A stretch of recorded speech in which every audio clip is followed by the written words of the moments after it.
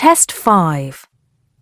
You will hear a number of different recordings and you'll have to answer questions on what you hear. There'll be time for you to read the instructions and questions and you'll have a chance to check your work. All the recordings will be played once only. The test is in 4 sections. At the end of the test, you'll be given 10 minutes to transfer your answers to an answer sheet. Now turn to Section 1. Section 1. You'll hear a woman complaining about an item she has bought. First, you have some time to look at questions 1 to 4.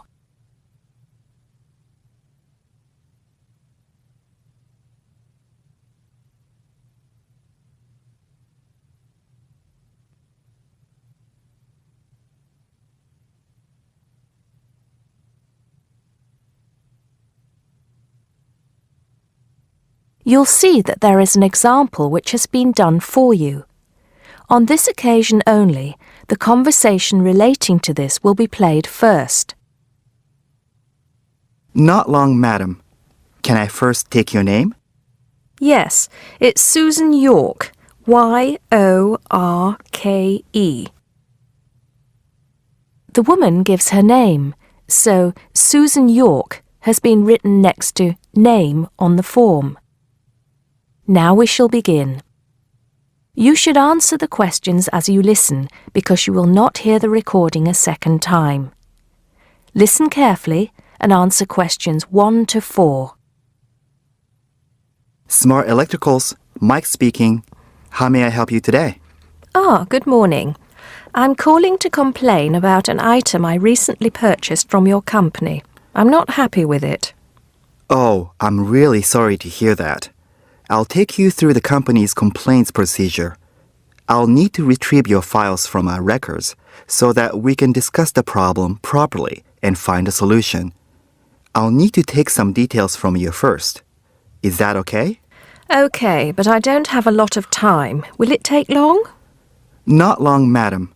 Can I first take your name? Yes, it's Susan Yorke, Y-O-R-K-E. Okay. Can I have the address, please? Yes, it's Flat 1, 25 Alpine Avenue. That's A-L-P-I-N-E Avenue, Harchester. The postcode is HA6 5LD.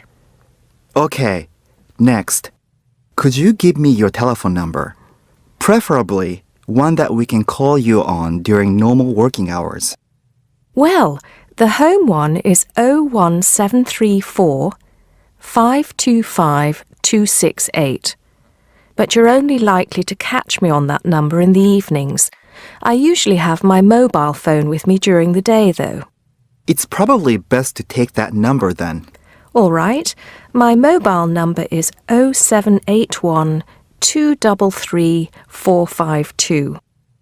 And do you have the order reference number on you, by any chance?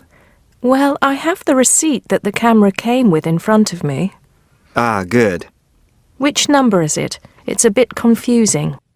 It should be the 7-digit number on the top left corner of your invoice. Let me have a look. I need my glasses. Found it. It's DMX8443. Thanks. Now, when did you purchase the item?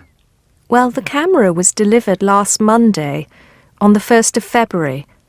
I ordered it online about 2 weeks before that, but I can't remember the exact date. If you have another look on the invoice receipt, the date should be there. Oh, yes. Here it is. January the 15th. Okay, I'll make a note of that. So, the item is a digital camera? Yes, it's the Aqua PowerShot model in silver. Thank you. Did you take out any kind of insurance when you bought it? Well, no, it was on special offer. I didn't need to pay any extra for the insurance because it came with a special 4-star policy. Well, it means you're fully covered for at least another 3 years. Before you hear the rest of the conversation, you have some time to look at questions 5 to 10.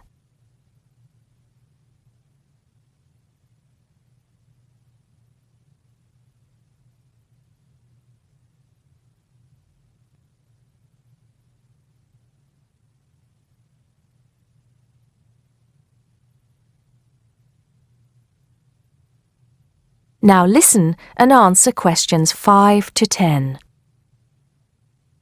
Right. What is the problem? Yes, the first thing is that it came with one memory card in the box when there were supposed to be two. Oh dear. I'm terribly sorry about that. It must have been an oversight in the packing department. I can do something about that straight away and get one sent out to you. Well, that's not the only thing.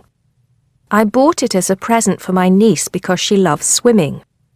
It said on the website that it was waterproof, but when she took it on holiday and tried to use it underwater, it got ruined because water got into the lens.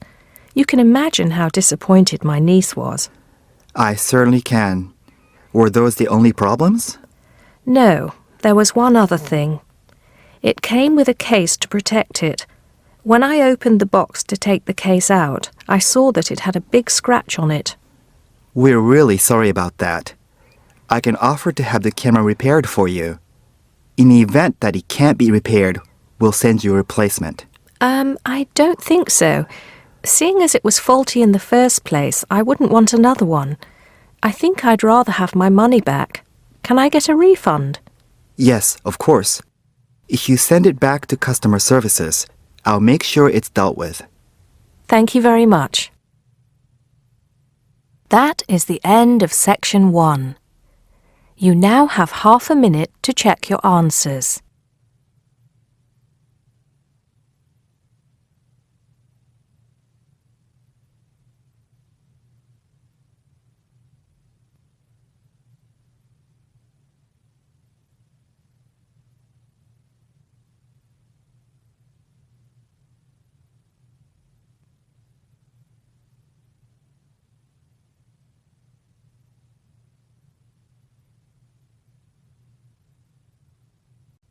Now turn to Section 2. Section 2.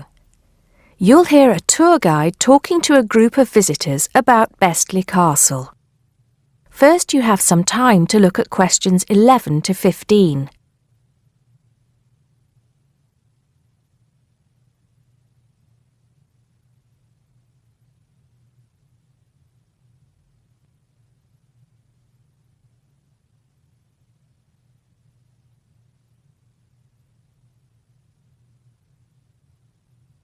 Now listen carefully and answer questions 11 to 15. Welcome to Bestley Castle. It's nice to see so many of you here today. Before we go in, I'd like to tell you some information about the castle, the things to see and do, and the facilities available to you in the grounds. We'll do our best to make this a truly memorable visit. Now, the castle grounds are quite big, and we don't want you to get lost, so I'm going to give you an idea of the layout. At the moment, we are at the entrance, and immediately to our left is the Tourist Information Office. Go here if you need any questions answered. They'll be happy to help. And of course, behind the tourist office is the car park where the coach dropped you off.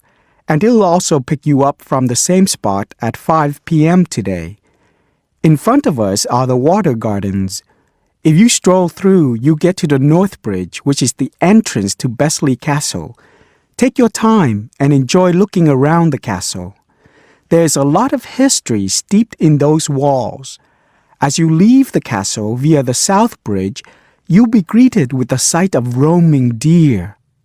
During the day, there will be scheduled feeding opportunities where visitors can get involved. However, we do request that you do not feed the deer outside these times. To the right of the deer park is the Castle Museum, and behind that is our award-winning restaurant. It's a relatively new addition to the castle grounds, but is fast gaining a reputation for its food. Alternatively, you can choose to dine in the picnic area on the other side of the deer park. It's perfect for the family as it's next to the kids' play area and homemade ice cream hut. We hope that on your way out, you pop into the gift shop by the exit for something to remember us by. Before you hear the rest of the talk, you have some time to look at questions 16 to 20.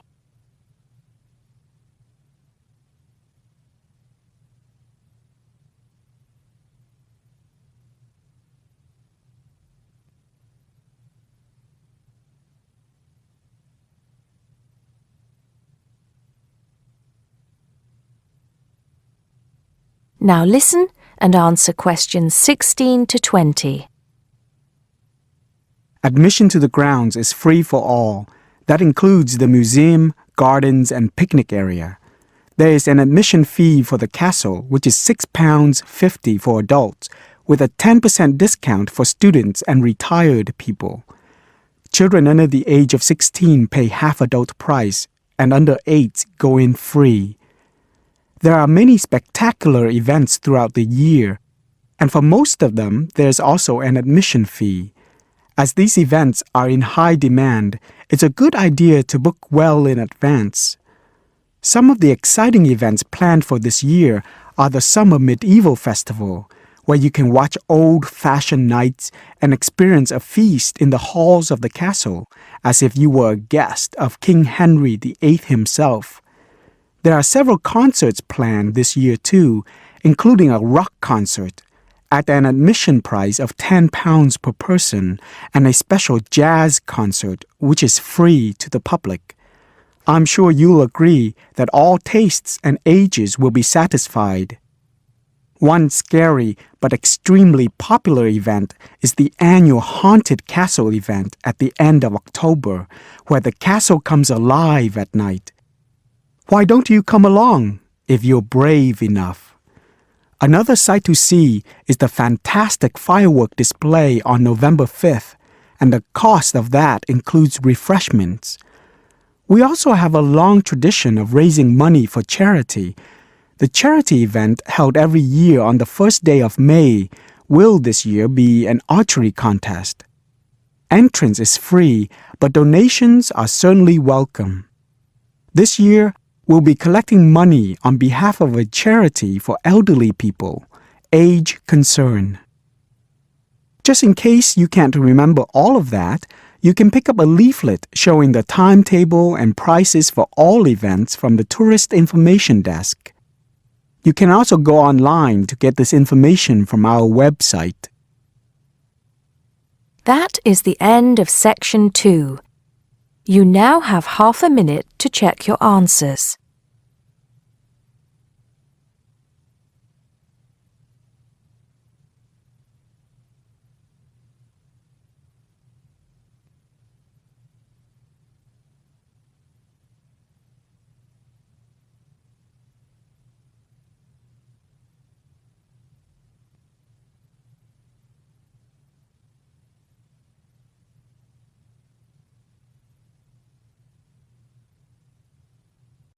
Now turn to Section 3. Section 3. You'll hear 3 university students talking about a presentation which one of them has to give. First, you have some time to look at questions 21 to 24.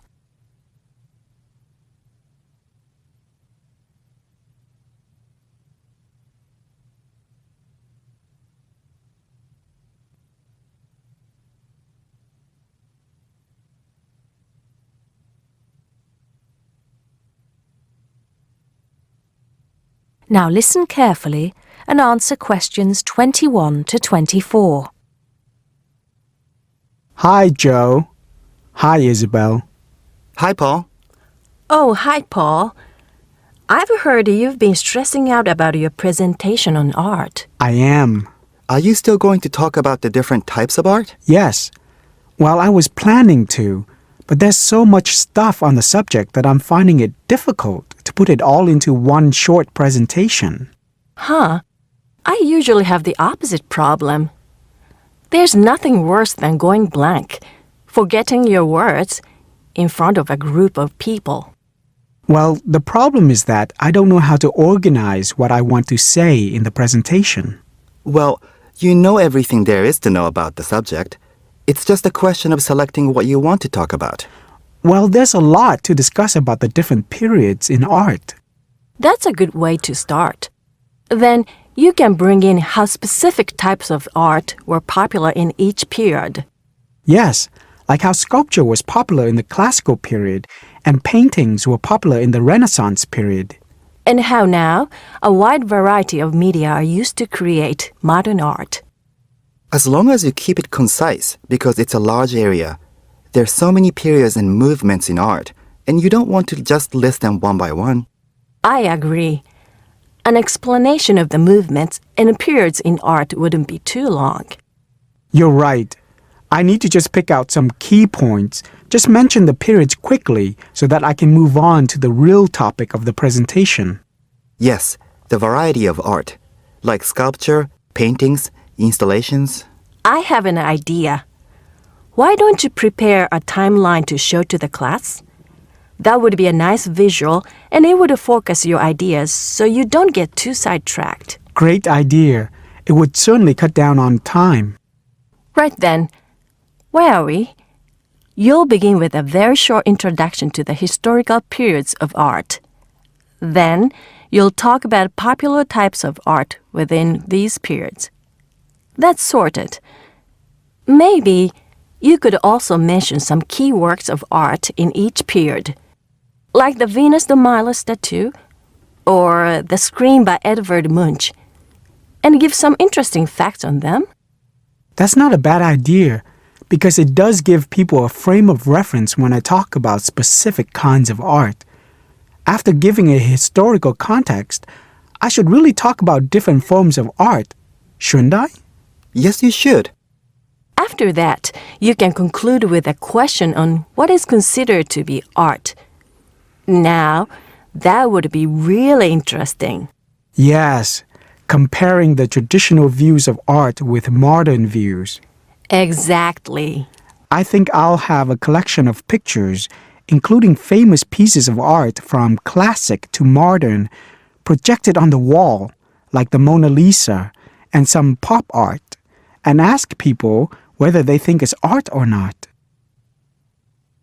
Before you hear the rest of the conversation, you have some time to look at questions 25 to 30.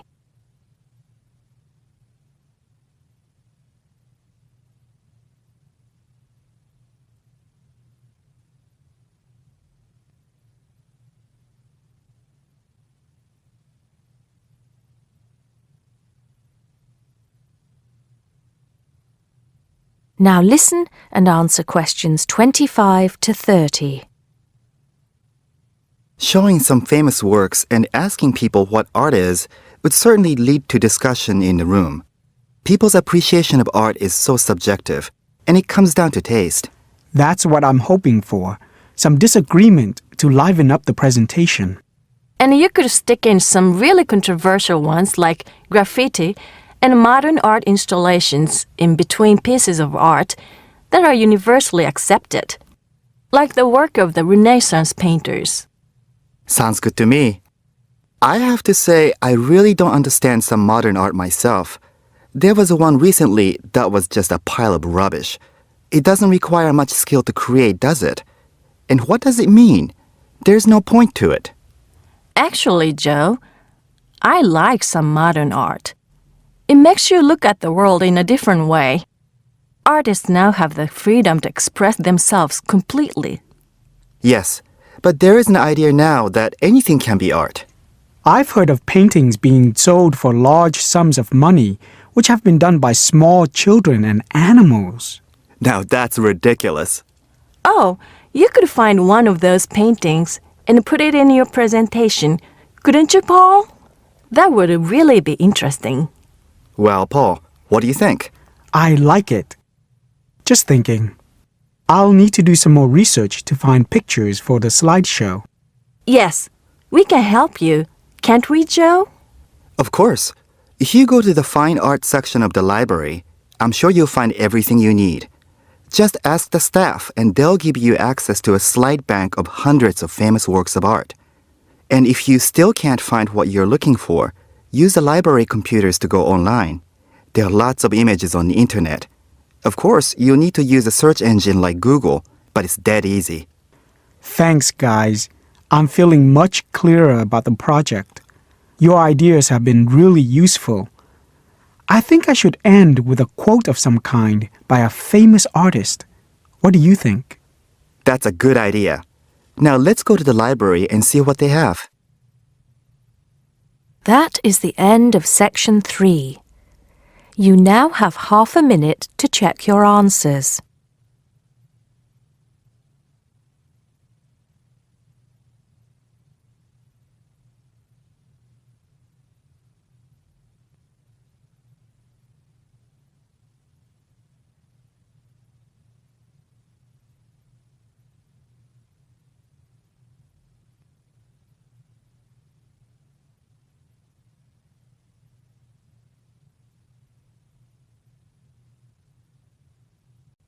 Now turn to section 4. Section 4. You'll hear a lecturer talking to students about languages. First, you have some time to look at questions 31 to 36.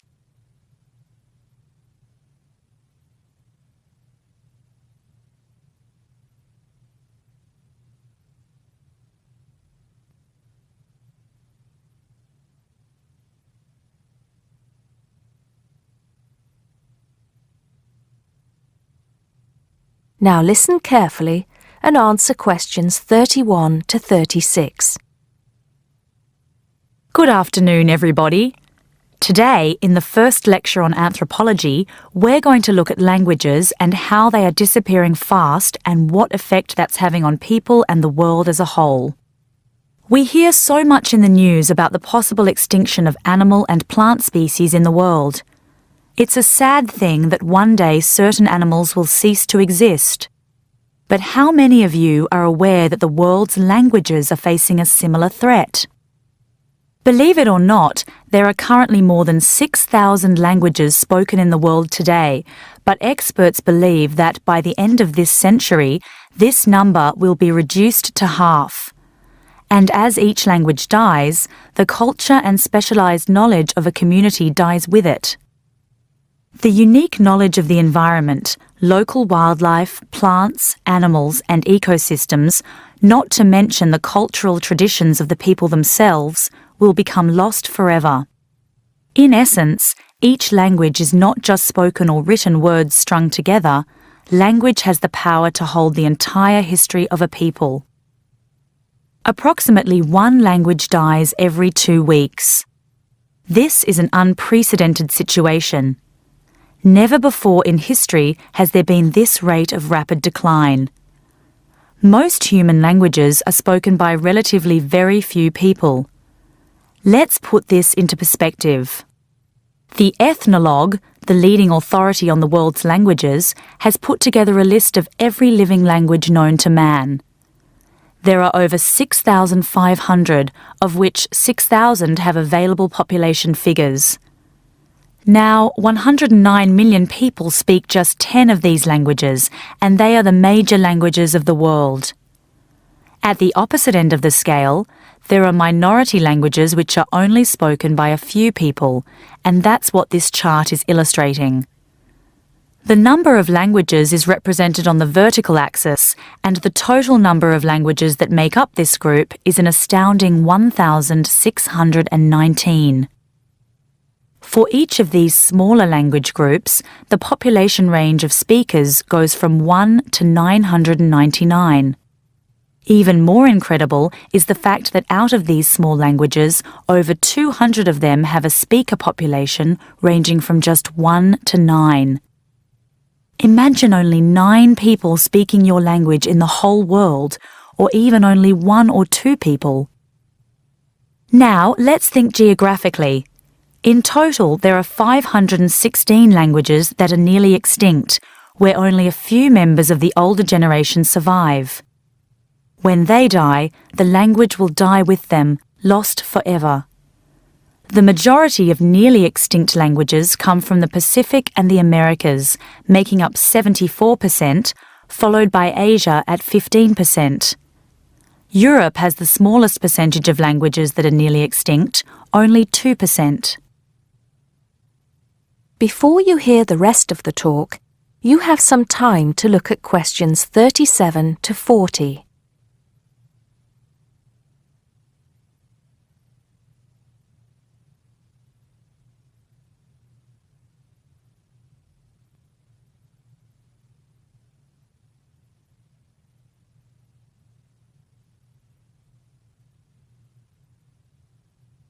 Now listen and answer questions 37 to 40.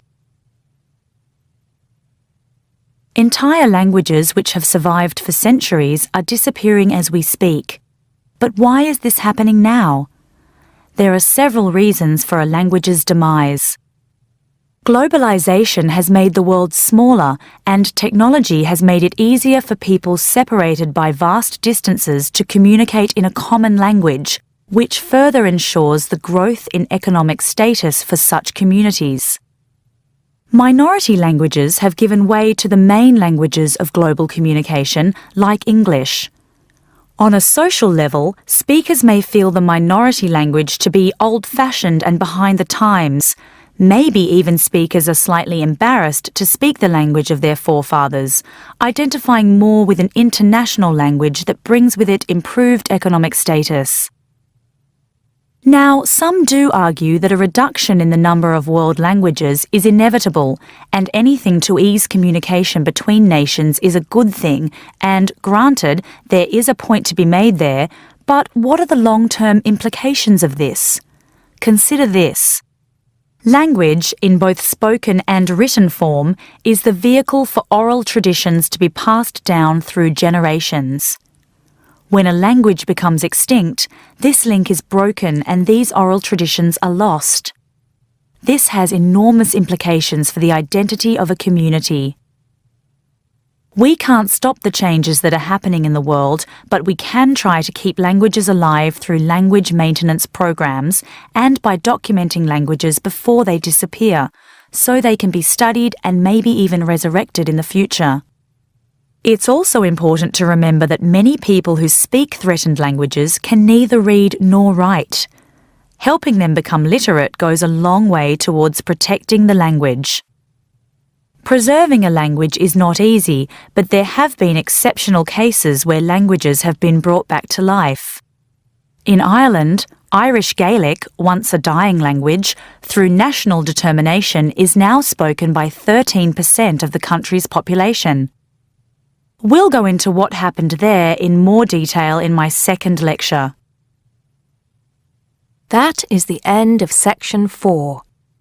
You now have half a minute to check your answers.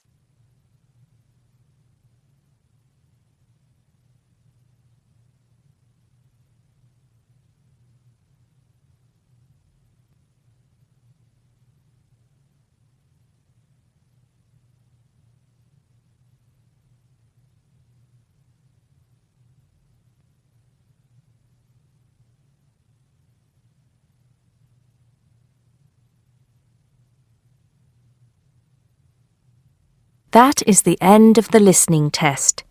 You now have 10 minutes to transfer your answers to the listening answer sheet.